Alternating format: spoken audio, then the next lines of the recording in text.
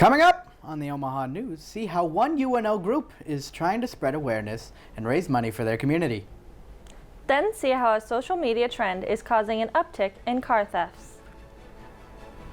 Later, see how one man is building a high school band from scratch.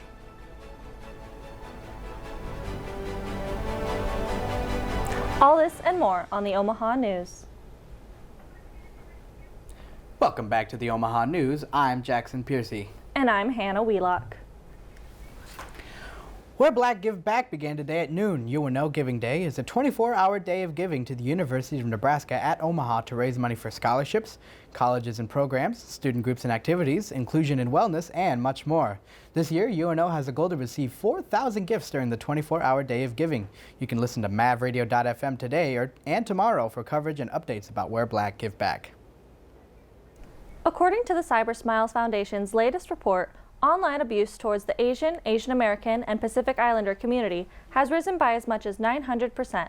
I talked with members of the AAPI affinity group at UNO to see how they are combating this implicit bias. Among the groups at UNO, an AAPI group is making efforts to spread the word and get funding for the goals they have set. The goal of the group is to celebrate, connect, and jumpstart their professional development and advocate for their community. AAPI Affinity Group co-facilitator Yue Zhang says community engagement is another focus of the group. We are calling our members, our community members, to join us and support AAPI Affinity Group and also help promote diversity and academic excellence at UNO.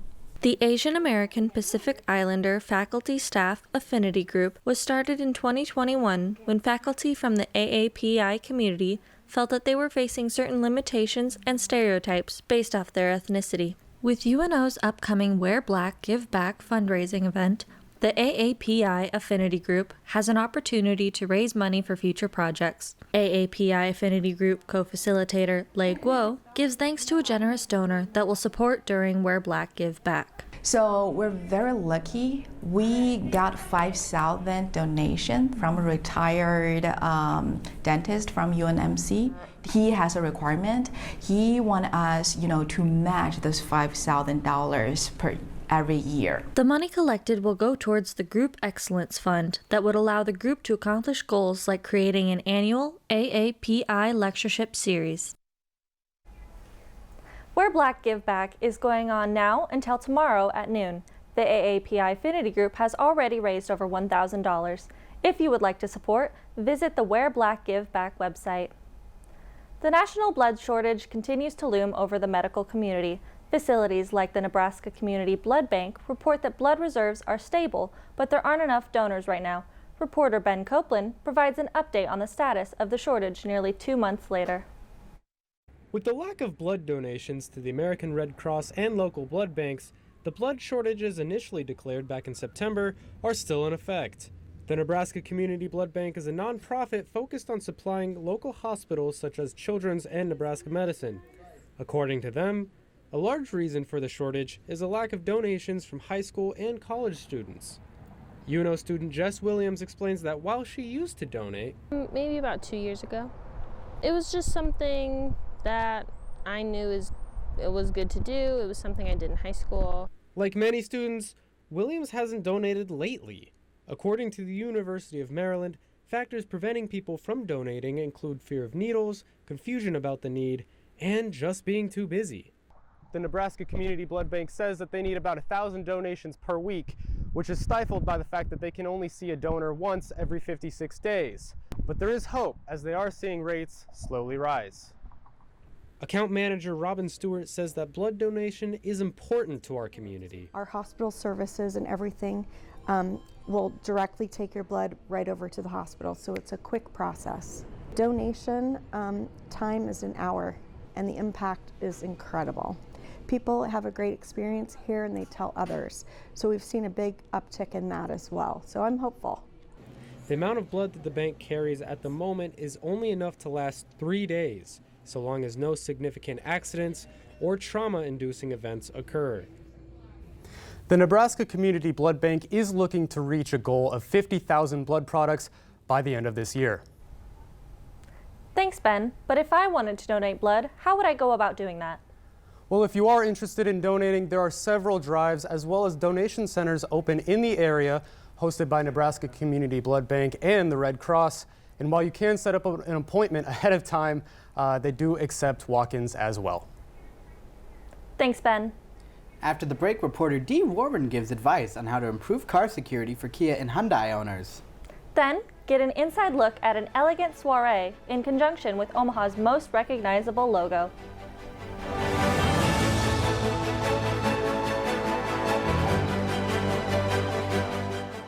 The University of Nebraska at Omaha's bookstore is home to more than books. The UNO bookstore accommodates all students' needs with phone and laptop repairs at the iFix UNO station or free residence hall delivery. The bookstore, located in the Milevale Student Center, is full of Maverick merchandise. Find sweatshirts for chilly Nebraska days or cozy UNO mugs for every coffee fix. Shop anytime at unobookstore.com. Nearly 3,000 student athletes competing in 19 varsity sports from 9 institutions. Compete for nationally ranked teams to become academic All-Americans and NCAA champions. Nearly 100,000 students and more than 800,000 alumni celebrate their schools as they rise to reach the summit. The Summit League, where tomorrow's leaders reach the summit today.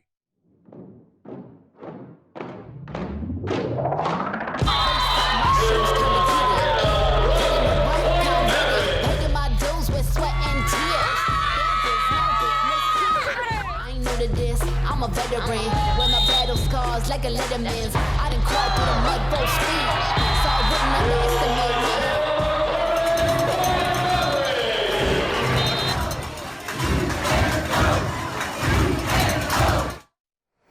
up in 5, 4, 3, 2, 1. Faded grass to a full.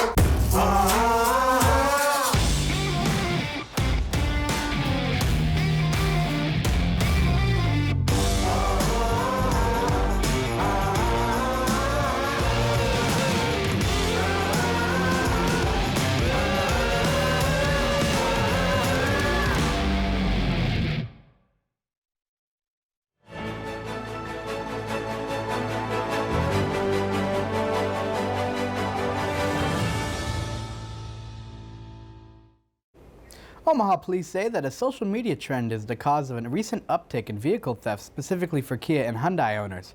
Reporter Dee Warren investigates these incidents in the Omaha area. The Kia boys will steal your car for clout, says The Verge. The recent TikTok trend of stealing specific models of Kias and Hyundais has led to the local and nationwide rise in car thefts over the last few years. And according to the Omaha police, it's mostly teens committing the crimes, and all they've been using are screwdrivers and USB cables. They started with a charger piece like this. According to Alex Heiss from B Street Collisions, their consultant agency sees these Kia-related incidents regularly. On average, at any given location, we see probably anywhere from 5 to 7, and we have about 5 to 7 locations around Omaha. So you do the math, that's about 35 a week. UNO Public Safety Patrol Sergeant Greg Barrios says that owners of Kia and Hyundai vehicles should take appropriate precautions. Definitely stress purchasing the club, if you can get hands on a club for your car. Also making sure you park your car in a well-lit area. Don't leave valuables in your car that are easily seen that might entice somebody. The recent uptick in Kia break-ins and thefts over the last year and a half in the Omaha area have risen alarm amongst Kia distributors, owners, and insurance agencies both locally and nationwide. Local Kia owners like Delaney Thomas expressed their frustration. I definitely think Kia has a responsibility to their customers to provide safe cars that have anti-theft protection. Authorities say Kia owners with models from 2015 to 2021 equipped with traditional key ignition starters are the primary targets in this trend. We reached out to H&H Kia in Omaha. However, they could not comment on the current string of events. Both Kia and Hyundai have implemented anti-theft security software on later models of their vehicles. However, owners of earlier models will have to go to dealerships and pay a $170 fee for installation plus service costs. And as a Kia owner myself, who was recently a victim of the Kia Boys, this is frustrating on behalf of all owners of these vehicles. Hopefully, manufacturers will be able to help owners moving forward in the future. Back to you in the studio. Thank you, Dee. Omaha business people dressed up to partake in offerings from the Best of Omaha award winners and nominees. Reporter Andrew Koslaika visits the soiree that honored the award winners in question. Business owners and representatives came together for the Best of Omaha soiree. The gathering included drinks as well as many forms of entertainment on top of the announcements of the 2024 award winners. Omaha Magazine graphic designer Nikki Robinson says the well-recognized logo has been around for quite some time. The logo is so powerful for people to see that logo and recognize it and then right away know that that's the Best of Omaha. Robinson says Best of Omaha vets the emails used to vote for the award, and owner of Lastovica Masonry, Jared Lastovica, says it can be a huge help to his business. I mean, people know that if you win Best of Omaha, like, you didn't just get there overnight. You did good work in the city. You did what you said you were going to do. According to Best Business Awards, award-winning small businesses like Lastovica Masonry can see a 63% increase in income. While Omaha Magazine has won awards for their proprietary voting system, there are 393 categories and 3 places for each category. This means there are nearly 1,200 opportunities for businesses to be able to use the logo. According to Business.com, awards like this don't only improve credibility for small businesses, as they can also play a large role in boosting employee morale. For the Omaha News, I'm Andrew Koslaika. The contest started in 1992 with 56 categories and 100,000 physical ballots. Registration for 2024 voting is open now. Coming up, see how one UNO student prepares to start a new tradition for UNO organization. Then later, see what Veterans Day means to those who served.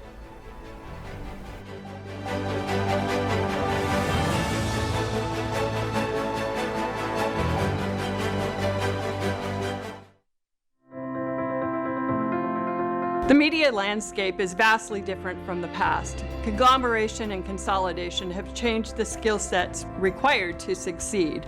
Journalists must not only know how to conduct research, interview, and write stories, but they also have to know how to shoot and edit the stories they tell.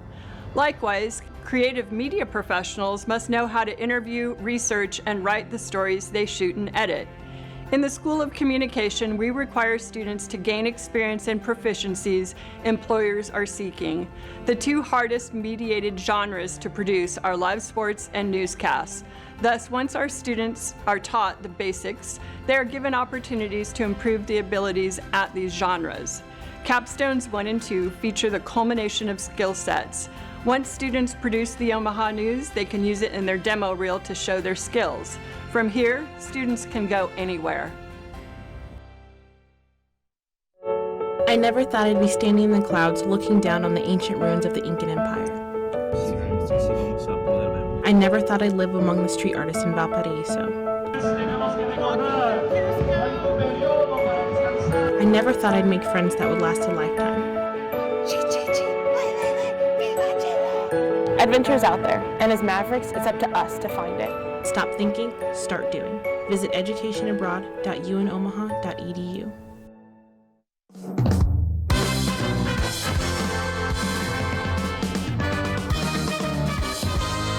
It's a super fun activity. The group only rehearses as needed to prepare for the music that they provide at games. And we're always looking for ways to continue showing what the very talented students in the Maverick Machine are capable of. I really enjoy doing pep band because it's music that is very familiar to me.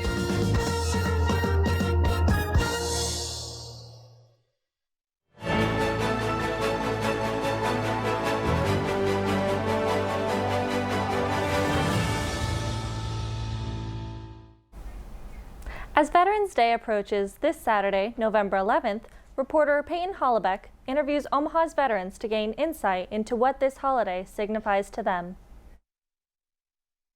Veterans Day honors all military personnel past and present. The holiday is more than remembering fallen soldiers, it's about what it means to be a veteran. For academic advisor Brian Richardson, he says it means having a forever family. Everyone who's currently serving and everyone who has served in the past is my family. You can be in a place where you don't know anyone, and the moment you find out that you both served, you share a bond, you share a commonality of experience. According to the 2022 census, Omaha has over 24,000 veterans. They are honored and remembered here at Memorial Park. That bond between veterans is also what can make this holiday so tough for those it honors. For veterans like Army Sergeant Dr. Michelle Black, it means taking the time to remember those who are no longer with us. It is just one day I make sure I stop and I think about the soldiers that I've lost, my colleagues that I've lost. Dr. Black also says veterans never tire from hearing "thank you for your service." She says military service is a sacrifice, but one she and other veterans happily make for their country. For the Omaha News, I'm Peyton Hollebeck. To honor its veterans, Omaha will be hosting a Veterans Day ceremony at Memorial Park this Saturday, November 11th at 11 a.m. The Durham Museum is also hosting a celebration from 10 to 12 on Saturday, which includes a history lesson for the children. According to a survey by EdWeek Research Center in 2023, 41% of educators feel their safety is decreased at school. Teachers are concerned about the lack of gun safety being taught at home and how it can affect safety in schools. Gun safety activist Sheila Turbis wants parents to know that education starts at home on the topic of gun safety. If you own a gun, it is your responsibility, hands down, as a parent, as a gun owner, to teach and talk about that responsible gun ownership. The fear of going to work is one of the many reasons teachers are leaving the education field. Nearly 55% of educators stated that they are ready to leave their profession earlier than planned, with gun violence being a major key factor, according to ZeroEyes.com. The word forensics may suggest examining crime scenes, but UN Omaha's forensics team, MAV Forensics, does something different. Forensic speaking is a type of Aristotelian rhetoric, otherwise known as public speaking. Reporter Wyatt Moravets introduces us to a new member and explains her perspective. First-year MAV Forensics team member Rose Crouch has been preparing to compete with the team since January. Crouch competes in 3 categories: program oral interpretation, impromptu, and is polishing a 3rd persuasive category speech she says allows her to address important issues. I'm talking about some of the ways in which people have been desensitized to gun violence. Crouch says that the deadly arithmetic of compassion, also called compassion fatigue or emotional burnout, is an important factor. The theory is that people have an upper limit of bad things they can hear about before they lose the ability to care. Powerful speeches like this can receive nominations to compete in a national contest. But why stop there? Co-director of MAV Forensics, Trey Madero-Graham, says that the team is planning to go international for the first time in its history. We are going to the International Forensics Association tournament, which is going to be held in Dublin, Ireland. Our goal is that we want to be able to take students to a once-in-a-lifetime opportunity tournament that they may never get again. The prospect of an international competition in an activity the New York Times says most Americans find scarier than death could cause some apprehension. However, Crouch says that focusing on the little things helps every day remain exciting. For the Omaha News, I'm Wyatt Moravets. MAV Forensics has more than doubled in size since 2020, going from 7 to 17 members. This spring, the team will compete in Dublin, Ireland from March 8th through the 13th. After the break, we'll see the journey of a high school marching band as they continue to grow and build culture through music. Then, we'll look at how a new stadium may open more doors for soccer fans in Omaha.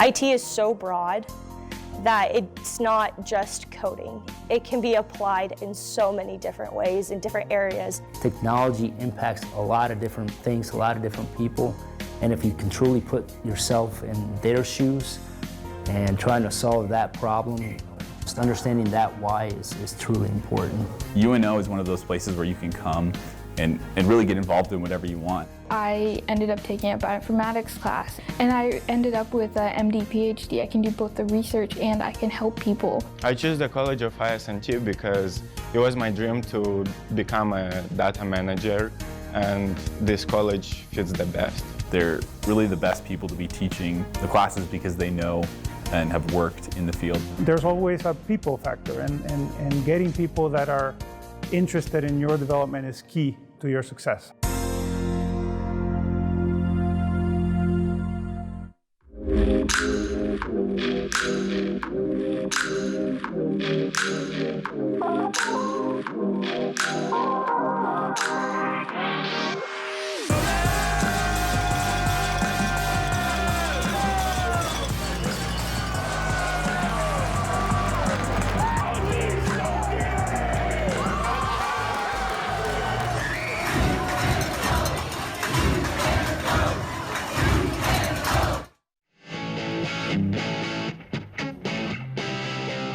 Omaha's best college radio station. It's MAV Radio.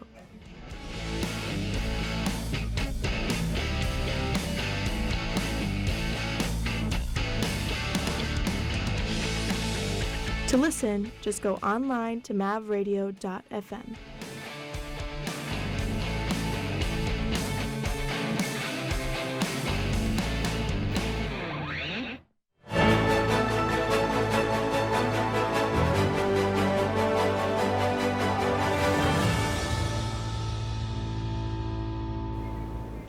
With all the pomp and the fanfare of the high school marching band, it's easy to forget that the roots of many of the bands in the state had to begin somewhere.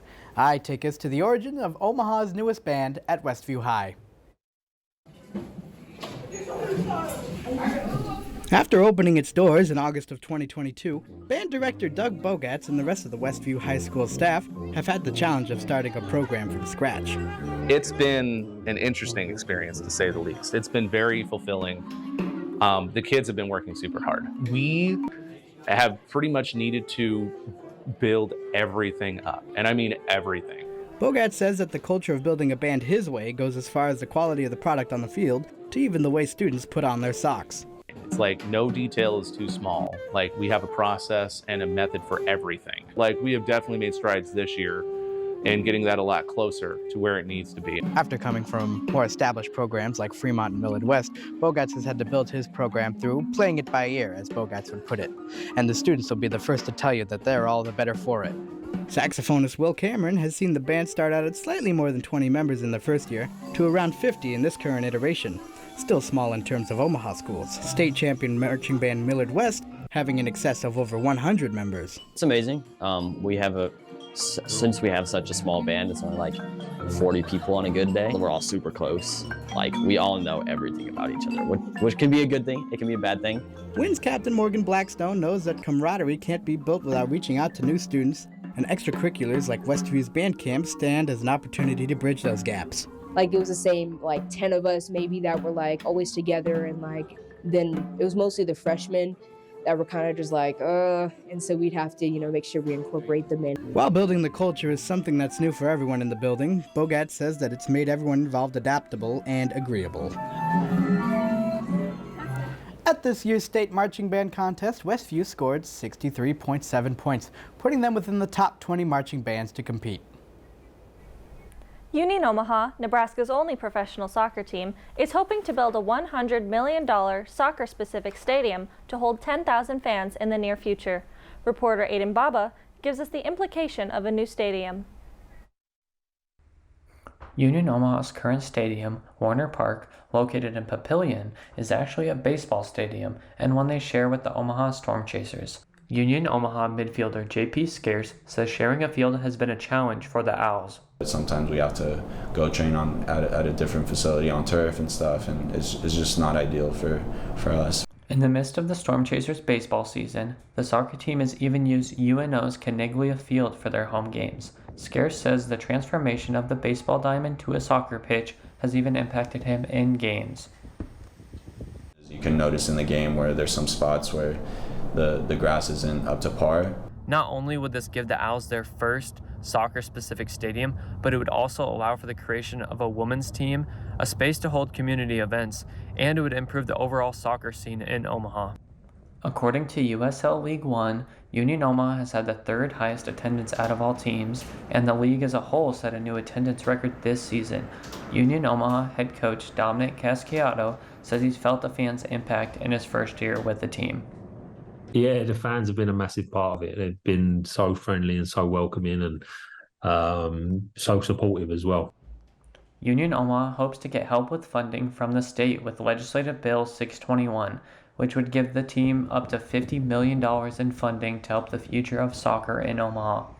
USL League One President Lee O'Neill says the league is encouraging and working with team owners to secure their own stadiums. For the Omaha News, I'm Aiden Baba. After the Owls' final game of the season, Union Omaha President Marty Cordero posted to social media last Monday, sharing that the team expects to secure a soccer-specific stadium, a future women's team, and that they will persist in that push. Before our final story today, we wanted to ask everyone to make sure and follow us on Facebook, Instagram, TikTok, and Twitter at UNO The Omaha News, or go to unomahanews.com for even more news. The Omaha News went live 20 years ago for the first time. Today we celebrate and thank the studio crew, students, professors, and staff that have helped the Omaha News get this far. Over the past 3 years, students have won over 30 national and state journalism awards. From sets donated by local studios like KMTV and WWT in 2003 to live presidential election coverage in 2008 for 4.5 hours, students have reported on the tragic Von Mar shooting of 2007, UNO athletics moving to Division I, and the loss of football and wrestling, the dormitory fire in 2014, and the construction and opening of Baxter Arena in 2015. The Omaha News has reported on historical moments. That's the Omaha News for today. Thanks for joining us. And have a great week. Now he's getting ready to start his acceptance speech. We're going live right now. We have breaking news from Westroads Mall. A shooting happened earlier this afternoon. From Facebook to flyers, students on campus are rallying to save the wrestling and football programs. A single cigarette. That's all it took to destroy one dorm building on South Campus and leave almost 50 students without a place to call home. The sparkling new gem just south of Exarban Village these days. With that, the 2023 fall semester is over for us, and we all want to tell you. For all of us here at the Omaha News. Thanks for watching.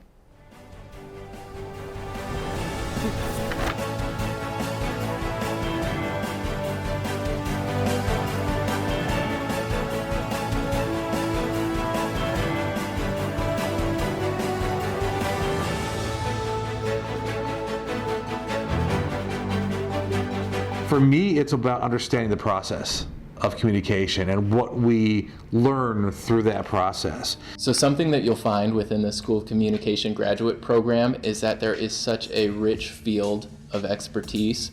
I can think of no other discipline where we spend so much time focusing on not just one side of the conversation, but all sides of the conversation. Not only do you get to work closely with other graduate students that come from all different walks of life, but you get to learn from graduate faculty that take those perspectives and help you grow yourself in a way that teaches you to be an academic, but also lets you be you in a really unique way.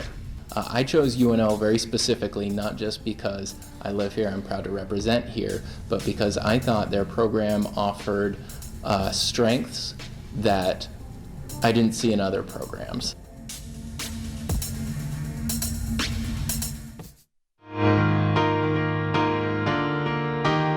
For more than 20 years, only one program has addressed topics that matter to viewers.